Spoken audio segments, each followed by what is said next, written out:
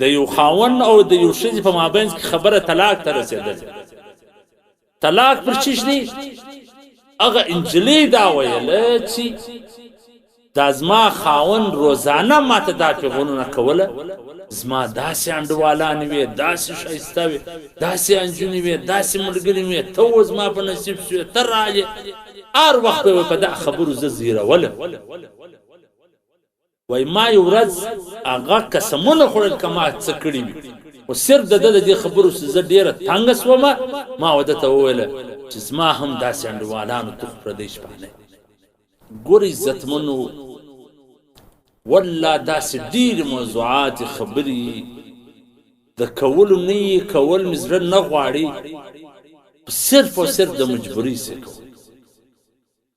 چې کله پر یو سړي باندې یو کیسونه ډېر سي او ډېره دنیا په دې کې اخته وي، نو دا سړی دې ته مجبوره کړي چې دا خبرې باید وسي. هغه دا چې د نن سبا ځوانانو کې دا یو غټ مرض دی. په میډیا په ویډیو کې لیدلي داسې سوي دي، داسې تا د واده څخه مخکې د کور والا څه پوښتنه تا یو چم کړی دی، خامخا به راته وایه زه والله که وایي هېڅ لا درته ووایم داسې به ښه ژوند وکړو، داسې به وکړو، هسې راته ووایه. قسمونه ورکوي، د ویښتانو یې نیسي، مثلا در سر یې ونیسي، اخر هغه دې ته مجبوره کړي که څه کړي او که نه یې کړي، هغه هېڅ ورته ووایه. او چې ورته ویې ویله خدای دې وکړي چې دی څومره هم غټ ګناهګار او مدارخور وي، لیکن بیا د کور والا دا خبره دی په خپل زړه کې پرېږدي او ژوند ورسره کوي. زه و دې خویندو ته هم وایم، هر پلار چې د خپله لور ودوي او هره مور چې د خپله لور ودوي، باید دا خبره په دماغ کې ورکېږدي.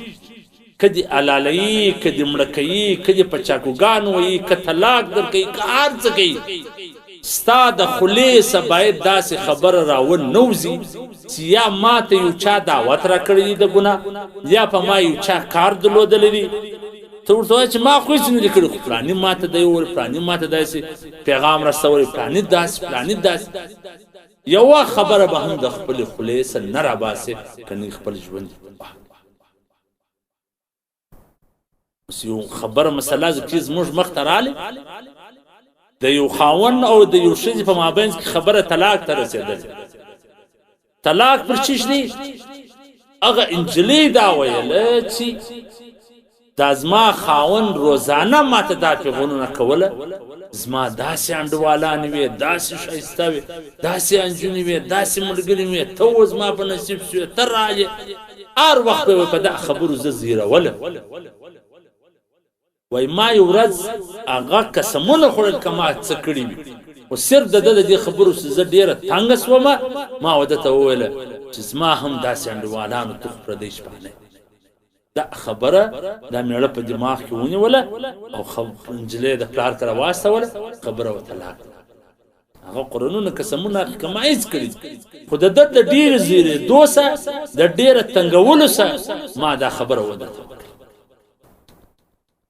نو اول خو دا ډېر جاهله خاوند دی، دا ډېر ظالم خاوند دی، دا خپل ژوند خپله په تبر وهي، دا خپل کور په خپله خرابوي، چې دی خپله ښځه راټینګوي چې خامخا راته ګسه وایي تا ته په ژوند کې چا څه ویلي دي، یو ورځ یو چا درته کتلي دي، یو ورځ داسې سوي دي، یو ورځ داسې سوي دي. که کومې زنانې خوله خلاصه کله چې یا ما ته یو ورځ چا دی وویل خو ما هېڅ نه دي کړي، یا داسې سو یا داسې سو، ګویا دا ښځې خپل ژوند په تبر. میړه چې هر څه درته ووایي چې ما ته پلاني داسې وکړه، ما ته پلاني داسې، ما ته پلاني داسې، ته به یې نه کوې. دا زموږ معاشره کې نارینه که هر څه کوي، څوک څه نه ورته وایي، که ښځې ما دا یوه خبره وکړله، ژوند یې بس بلا په دغه ولړ.